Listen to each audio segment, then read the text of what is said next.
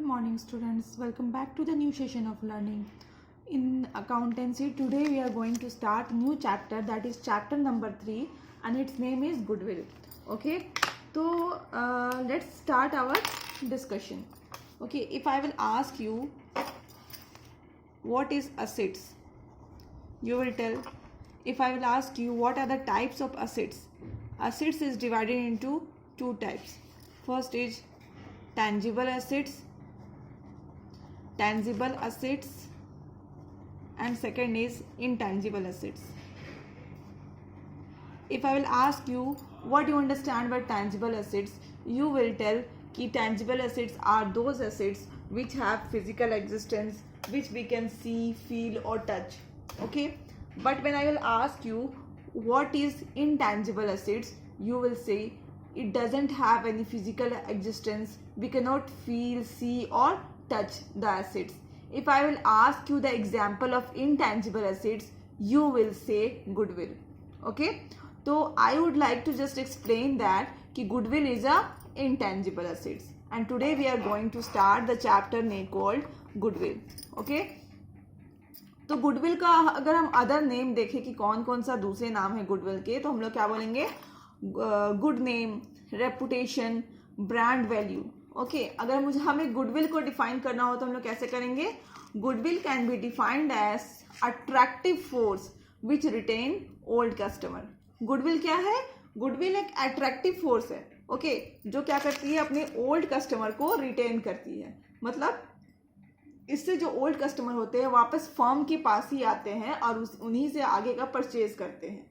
Okay, क्यों करते हैं? क्योंकि गुडविल का मतलब ही होता है कि brand value, reputation, good name, जिससे क्या होते हैं? कस्टमर अट्रैक्ट होते हैं, या फिर यही जो अट्रैक्टिव फोर्स है वही क्या करती है? कस्टमर को वापस उसी फर्म तक खींच करके लेके आती है. फॉर एग्जाम्पल अगर हम लोग देखें तो हमें कोई टूथपेस्ट बहुत पसंद है या फिर हमें कोई शॉप बहुत पसंद है, तो हम लोग बार बार क्या करते हैं? थोड़ा प्राइस भी क्यों ना हाई हो जाए, हम लोग क्या करते हैं? उसी टूथपेस्ट को खरीदते हैं या फिर उसी सोप को खरीदते हैं. ओके, और सपोज अगर किसी को किसी रेस्टोरेंट का खाना बहुत पसंद है, ओके, ये तो बहुत ज़्यादा ही हो जाता है कि कभी कभार लोग टूथपेस्ट और ये सोप चेंज कर सकते हैं. बट अगर रेस्टोरेंट की बात करें, किसी किसी को जैसे हमारा जो, हम लोग तो झारखंड में रहते हैं, हमारा रांची का जो सबसे अच्छा रेस्टोरेंट है वेज में, वो क्या है? कावेरी है. तो बहुत लोगों को कावेरी का खाना इतना पसंद है कि क्या करते हैं? वो लाइन में लग खड़े रहते हैं और क्या करते हैं? वही का खाना खाना पसंद करते हैं. क्यों? सिंपल रीजन है कि goodwill. Okay, they are attractive force, जो कि वो उनको वहां उस रेस्टोरेंट तक खींच करके लेके आती है. वो क्या है? गुडविल है उस रेस्टोरेंट को, जो कि अपने कस्टमर को रिटेन की हुई है और उसको वापस उसी ओल्ड कस्टमर को उस फर्म से जोड़े रखी है. और इस जो ये फोर्स जो है जो जोड़े रखी है, इसी को क्या बोलते हैं हम लोग? In simple word, goodwill. Okay, Hindi में बोलिएगा तो नाम, एक नाम ही क्या है? गुडविल है. ओके, अब हम लोग आगे देखते हैं फीचर्स ऑफ गुडविल. ओके, क्या देखने वाले हैं? Features of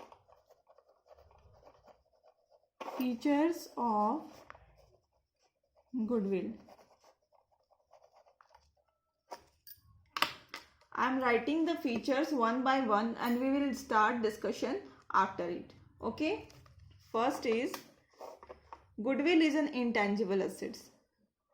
Goodwill, this is short form of goodwill. Goodwill is an intangible assets. Goodwill क्या है? एक इंटेंजिबल असेट्स है. आपको मैंने ऑलरेडी यहाँ पे एक्सप्लेन कर दिया है कि इंटेंजिबल असेट्स होता क्या है. Okay, so this point is already explained. Second, goodwill is not a fictitious assets. fictitious assets किसको बोलते हैं? जो कि एक काल्पनिक असेट है, जो हम लोग इमेजिन करते हैं. ठीक है, तो गुडविल क्या है? एक फिक्टिशियस असेट्स नहीं है. Okay, goodwill, sorry, value of goodwill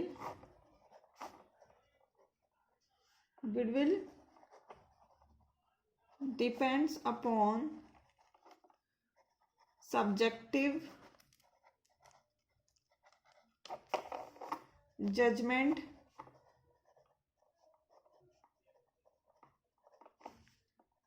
of the valuer.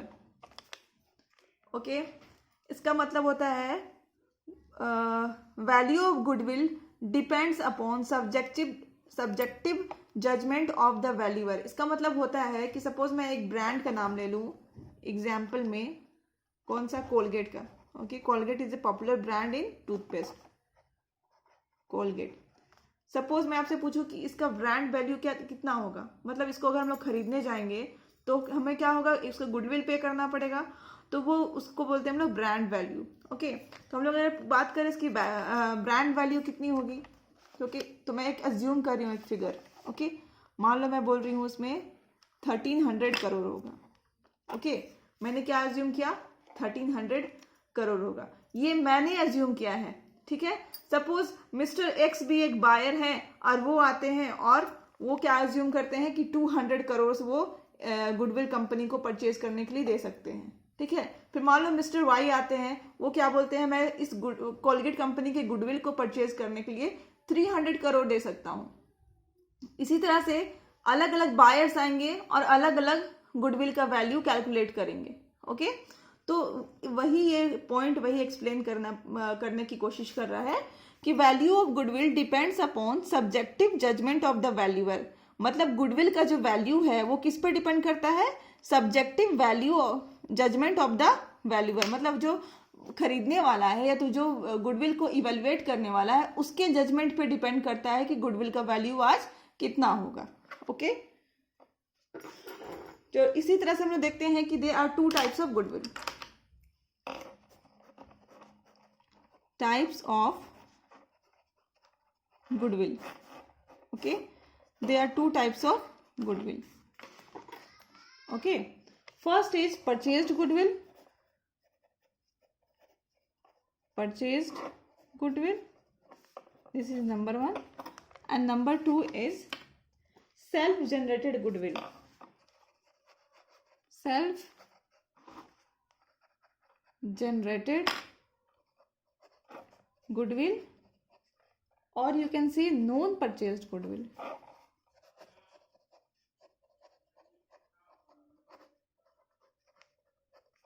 All right, purchase goodwill जैसे आप नाम से ही पता चल रहा है.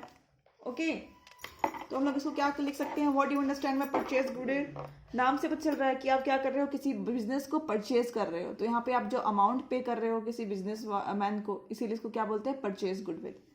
तो it can be said that it arises on purchase of business. Okay, तो मैं अभी परचेज गुडविल एक्सप्लेन कर देती हूँ.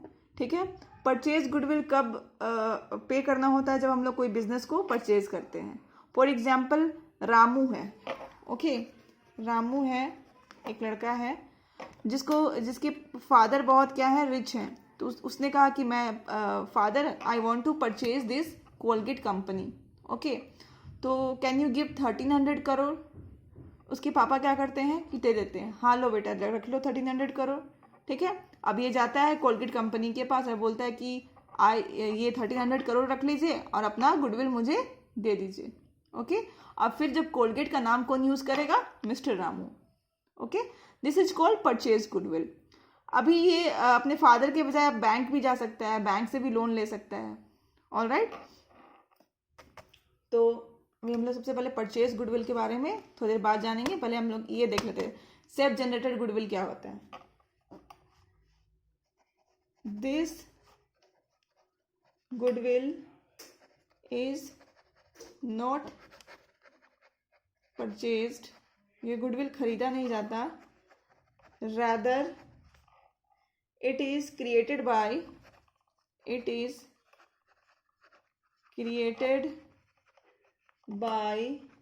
the efforts of the partners. तो हम लोग क्या बोल सकते हैं कि ये गुडविल हम लोग क्या करते हैं, खरीदते नहीं हैं. ठीक है, this is not a purchase goodwill, इसमें हम लोग परचेज नहीं करते हैं, ये खुद की मेहनत से हम लोग एक बिजनेस खड़ा करते हैं, और या तो खुद की मेहनत से या फिर अगर मान लो पार्टनरशिप बिजनेस है तो बहुत सारे पार्टनर्स मिलकर के एक बिजनेस को हमने खड़ा किया, और क्या किया, उसी बिजनेस को बहुत साल तक रन करके एक गुडविल क्रिएट की मार्केट में। ओके, तो ये क्या है, अपने एफर्ट्स के हम लोग जो काम करते हैं और उसके बाद जो गुडविल क्रिएट करते हैं उसके हमें क्या बोलते हैं, सेल्फ जनरेटेड गुडविल। ओके, तो अभी हम लोग देख रहे हैं परचेज गुडविल क्या होता है, उसके फीचर्स क्या होते हैं। ठीक है, तो परचेज गुडविल क्या होता है, जब हम लोग कोई भी एक बिजनेस परचेज करते हैं तो उसमें हम लोग क्या करते हैं, गुडविल को परचेज कर लेते हैं, that is purchase goodwill. Okay, तो अभी हम लोग देखते हैं, it is an assets for the company. Purchase goodwill क्या होता है, कंपनी के लिए एक असेट्स होता है। क्यों होता है, क्योंकि आप एक प्रॉपर अमाउंट पे कर रहे हैं, तब जाकर के आप क्या कर रहे हैं, उस कंपनी की गुडविल को एक्वायर कर पा रहे हैं, तो इसीलिए उसको हम लोग क्या मानते हैं, एक एसेट्स मानते हैं। सेकेंड पॉइंट अगर देखें तो लिखा हुआ है, this goodwill is generally amortised with in 10 years और with in the life of the goodwill. Okay, तो सेकेंड स्टेप में क्या है, यहाँ पे दो वर्ड है, अमोटाइज्ड। अमोटाइज्ड जैसे आप लोगों ने 11th क्लास में पढ़ा था, डेप्रिशिएशन। डेप्रिशिएशन किस में चार्ज करते हैं हम लोग, टेंजिबल एसेट्स में। इसी तरह से हम लोग अगर गुडविल को राइट ऑफ करना होता है तो क्या वर्ड यूज करते हैं, अमोटाइजेशन और अमोटाइज्ड। तो यहाँ पे ये एक रूल है, अकाउंटिंग स्टैंडर्ड 26 बोलती है कि आपको क्या करना है, 10 किसी भी गुडविल को परचेज करने के बाद 10 साल का तक का जो टाइम होता है, या फिर बिजनेस के लाइफ साइकिल में जितना टाइम है, ठीक है, 10 साल के लाइफ साइकिल में क्या करना है, इस गुडविल को धीरे धीरे धीरे धीरे करके अमोटाइज कर देना है। ओके, उसका वैल्यू क्या करना है, 0 कर देना है। ये कौन कह रहा है, अकाउंटिंग स्टैंडर्ड 26 कह रही है। ओके, अब हम लोग सेकंड क्या पढ़ने वाले हैं, self generated goodwill. Self generated goodwill, second हम लोग क्या देख रहे हैं, सेल्फ जनरेटेड गुडविल।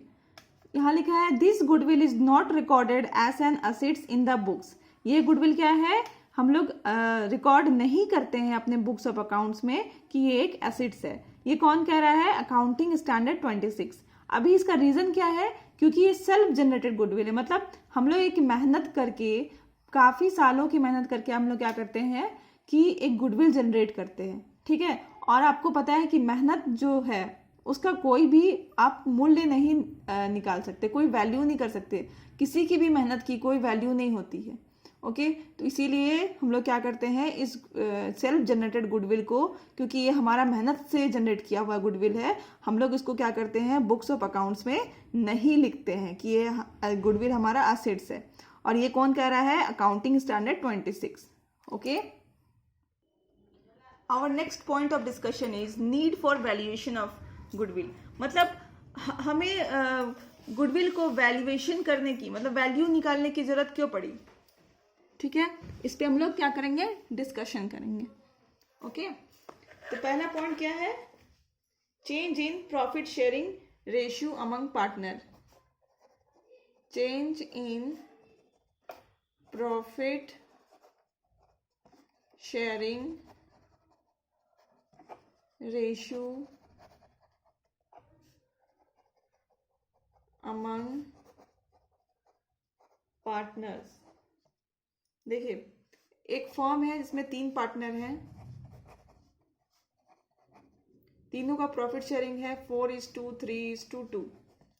ठीक है, अब ये तीनों पार्टनर क्या बोल रहे हैं कि हमें एक नया प्रॉफिट शेयरिंग रेशियो चाहिए, that is 2:4:3। Suppose this is old and they are demanding to change their profit sharing ratio to this one, new one. Okay, this one. तो अभी क्या है, अगर ऐसा केस अराइज होता है किसी भी फर्म में कि जो पार्टनर्स है अपने पुराने प्रॉफिट शेयरिंग रेशियो से सेटिस्फाइड नहीं है और उनको एक नया प्रॉफिट शेयरिंग रेशियो चाहिए, तो क्या किया जाता है, जनरली गुडविल को फिर से वैल्यू निकाली जाती है गुडविल की फिर से। ओके, वैल्यूएशन ऑफ गुडविल किया जाता है। ओके, अगर इस तरह का केस होता है तो क्या होता है, गुडविल की वैल्यू फिर से निकाली जाती है। सेकंड केस है एडमिशन ऑफ न्यू पार्टनर्स। दूसरा केस क्या है, admission of new partner.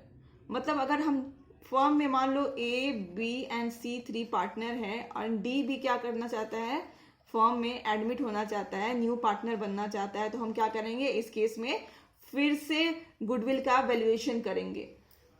Okay, third is retirement और डेथ ऑफ पार्टनर।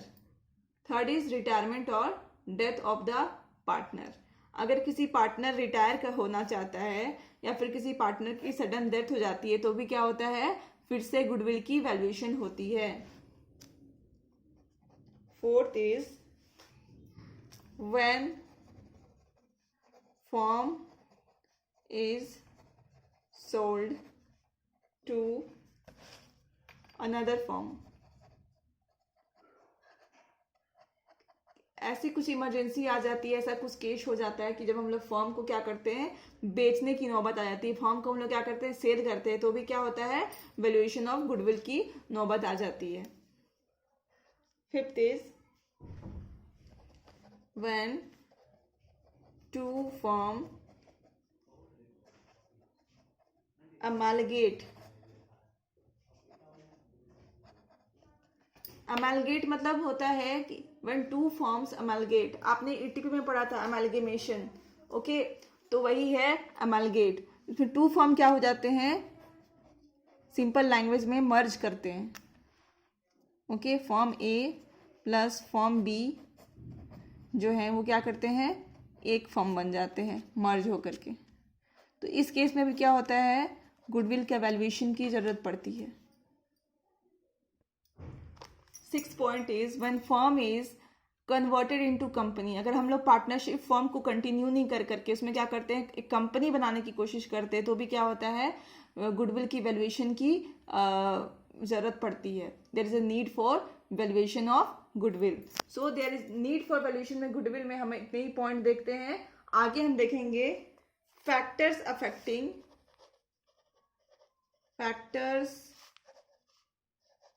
affecting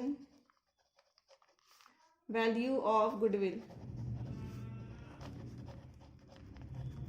मतलब कौन कौन से फैक्टर्स है जो कि गुडविल के वैल्यू को अफेक्ट करते हैं। पहला है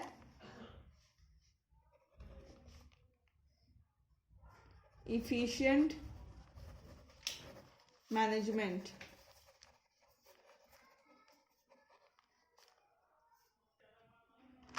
ओके, तो we are discussing factors affecting value of goodwill.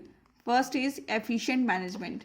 देखिए मैं एक एग्जांपल ले रही हूँ कि एक है हमारा पंजाब स्वीट हाउस, रांची में, आप तो जानते ही, बहुत फेमस है पंजाब स्वीट हाउस। और एक है रामू हलवाई। अभी मैं जितने स्टूडेंट से पूछूंगी कि आप इस वाले दुकान को जानते हैं, लोग बोलेंगे यस वी नो। और इसके बारे में पूछूंगी तो ये क्या होगा, कोई ही बोलेगा नहीं हम नहीं जानते हैं। क्यों नहीं जानते हैं कि क्योंकि ये प्राइम लोकेशन में है, इसीलिए लोग जानते हैं।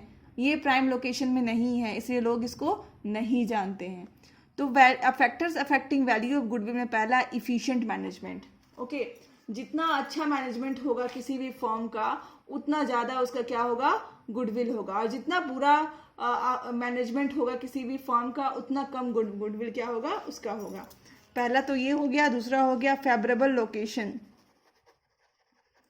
फेवरेबल लोकेशन, आप देखोगे अगर आपको दुकान एक रेंट पे लेनी है और आप एकदम अंदर घुस करके लोगे, किसी मोहल्ले के बीच में लोगे, तो आपको कम रेंट में मिलेगा। और वही दुकान आपको क्या करनी है, अगर मेन रोड में लेनी है, तो वो क्या होगा, उसी दुकान का रेंट ज़्यादा आपको पे करना होगा। क्यों? क्योंकि गुडविल जो है वो लोकेशन पे भी डिपेंड करता है। जैसे मैंने आपको यहाँ पे एग्जांपल दिया था, ये जो मिठाई की दुकान है वो कहाँ है, मेन रोड में है, और ये कहाँ है, गली मोहल्ले में है, अंदर में है।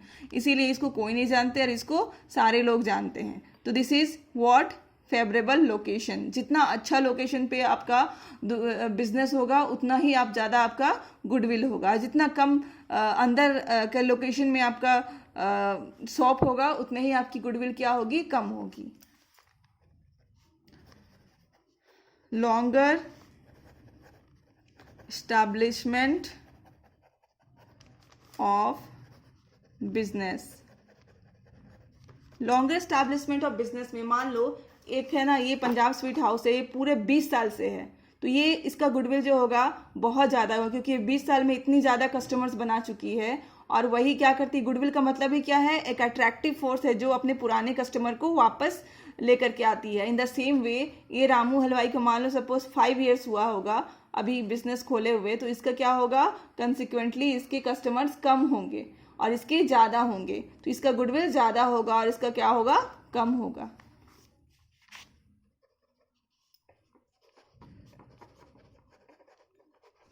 Quality of product, this is the main thing where the need of the product is dependent. Quality of product, okay. जितना अच्छा आपका क्वालिटी होगा उतना आपकी डिमांड मार्केट में अधिक होगी, जितना कम होगा उसका डिमांड मार्केट में कम होगा। जिसका डिमांड मार्केट में ज़्यादा है उसकी गुडविल ज़्यादा होगी, और जिसका डिमांड मार्केट में कम है उसकी गुडविल क्या होगी, कम होगी। Then market situation, market situation का सबसे अच्छा एग्जाम्पल अभी है। अभी क्या है, हमारे कंट्री में कोरोना चल रहा है, ओके। और कोरोना की वजह से क्या हुआ है, पूरा मार्केट क्या हो गया, स्लो डाउन हो गया है।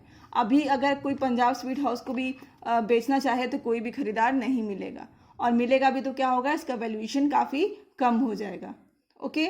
तो ये है क्या है, गुडविल किस पे डिपेंड करता है, मार्केट सिचुएशन पे भी डिपेंड करता है। अगर मार्केट बहुत बूम पे है, बहुत अच्छा कंडीशन में है, तो क्या होगा, गुडविल ज़्यादा होगा किसी भी शॉप का। अगर मार्केट ऐसा सिचुएशन में है कि लोग है ना, सपोज कंट्री में वॉर चल रहा है, या फिर अभी जैसा डिजीज़ है वैसा डिजीज़ चल रहा है, या फिर फ्लड आ गया है, तो ये सब कंडीशंस में क्या होता है, लोग अपनी जान बचाने की सोचते हैं, ना तो बहुत अच्छी अच्छी बिजनेस को खरीदने के बारे में बहुत कम लोग सोचते हैं।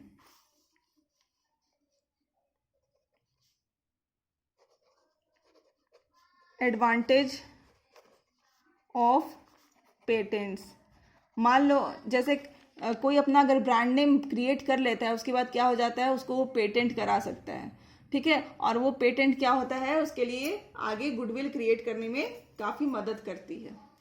जैसे आप देखो ली, एडिडास, ये सब क्या है, एक पेटेंट उसने क्या करा लिया है, एक पेटेंट करा लिया है, क्योंकि वो बहुत ही पॉपुलर ब्रांड अब बन चुके हैं। इसके अलावा है other factors like after sale services,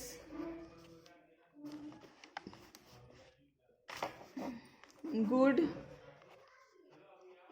customer relation, okay.